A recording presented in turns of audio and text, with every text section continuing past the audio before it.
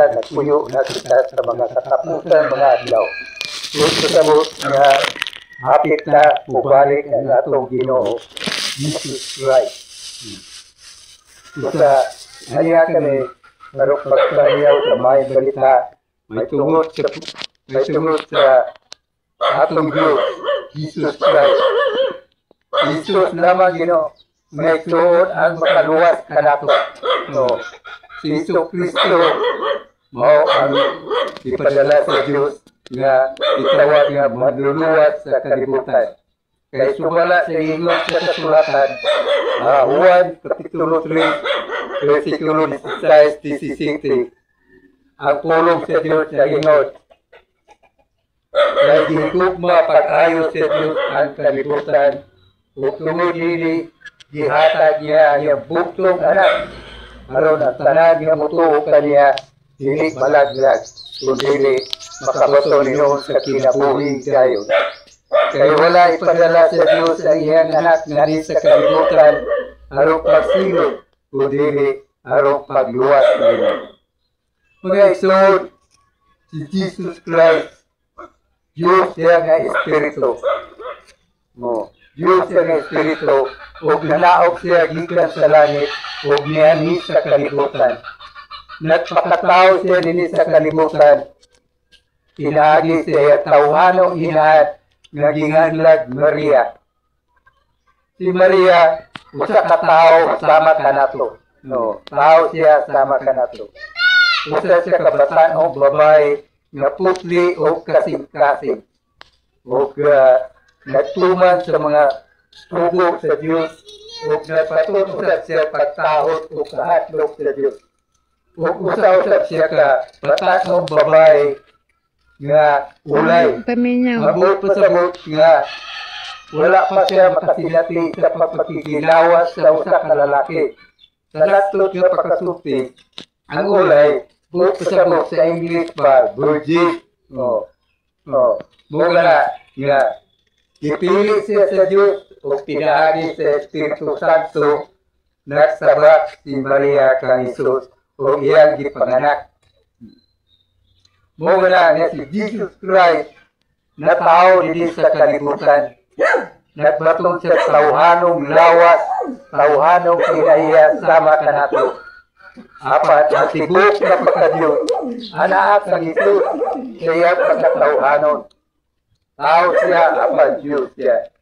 Mga igsoon, si Jesus mo lamang ang atong paglaog na kita maluwas ikan sa atong masala. Si Jesus, nagpakamatay siya dito sa krus sa Golgotha. Ihalat niya ang tugalingong kinabuhi tungod sa atong masala. Si Jesus lamang ang makaluwas kanato ug wala na ilaing pa. Pinagi sa iyang balaang dugo, iyang bilinhong dugo, nga iyang ipaagas dito sa krus, mo'y makahidlo ka nato, ikan sa atong masala. Sa mga igsoon, gihangyo ko kamo, nga karok, aniya naman kita sa mga katapusan mga adlaw, hapit na mubalik ang atong Ginoo, Jesus Christ. Usa, tabangin niyo ang inyong katulingon. Iwasan niyo nga inyong kalag, dili malaglag dito sa impyerno. Tabangin niyo katulingon, mitras nga anak pa mo'y panahon, anak pa mo'y paglao. Ang tao nga may kinabuhi pa, anak ka pa'y paglao. Nga matabangan mo ang imong kalag, nga dili malaglag dito sa impyerno. Ngayon, balik ka mo nato sa Diyos, Jesus Christ. O luwasa, tabangin yung kalag nga dili malaglag sa impyerno. Mga na, ngayon, nagani kami nini, arong pagsangyaw, kay anian na kita sa mga katapusang mga adlaw. Gani nga pangitabo nini sa tibok, kalibutan, mga dagkog sa talagman na kapangitabo sama sa bagyo, mga linog, mga baha, mga landslide. Kani, muna gitawag nga, last night of in time. Buti sa mo, hapit na yun, mubalik ang atong Ginoong Jesus Christ. aron paghukom sa tibok kalibutan, buhi o patay. Daghan sa mga tao nga karong panahon na wala pa makapangandam sa ilang kaugalingon. No. Nagpaday sila pagkinabuhi, pinagi sa kalibutanon nga pagkinabuhi. Misa giagyo ko kamo mga isun, balik kamo ngatlo sa Dios o pagpaubos kamo kaniya. Ug sabtita ang ngalan ni Jesus Christ. Ug pag-inustol kamo sa inyong mga sala. Isurrender ninyo inyong mga sala ngatlo sa Dios. Kay siya nga matarong. Ug pasaylo gayos sa atong mga sala. Lexon, tabangi inyong pagilinog biglas nga ano na pa kamoy kinabuhi. Kay ang tanan tao, mamatay man, makausa. Huwag umaniana, hukman ka sa Diyos, sumala sa imong mga buhat. Kung ikaw namatay nga wala ka makatuman sa sugo sa Diyos, pinagi sa pag-inustol o pagpasaylo. Huwag pagtugya sa imong kagalingon ngatlo sa Diyos. Alaot ang imong kalag, malagya kayo sa imong kalag ito sa impyerno. Luara ka lugar ang atong pagkatuan, inig kamatay ka natin. Inig abot sa adlaw sa imong kamatayon, ang imong lawas ilubog, manunod. Apan ang imong spirito, mubalik ka ni ngatlo sa Diyos, na mo'y naghatag sa nimo.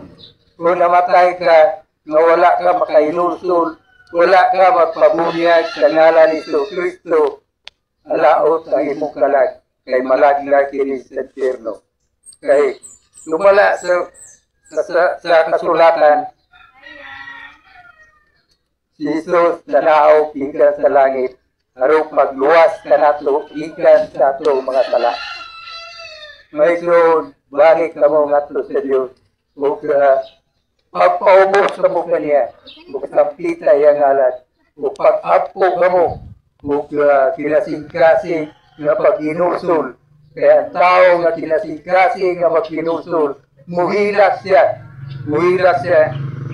Kaya walay tao nga grahe o kasingkasing, batlo o kasingkasing.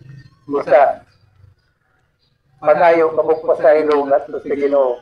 Siya lamang ang makaluwas ka nato. Siya lamang ang hatag ka nato kagawasan gikan sa ato mga sala. No. Ito, si Kristo, mao ang isaad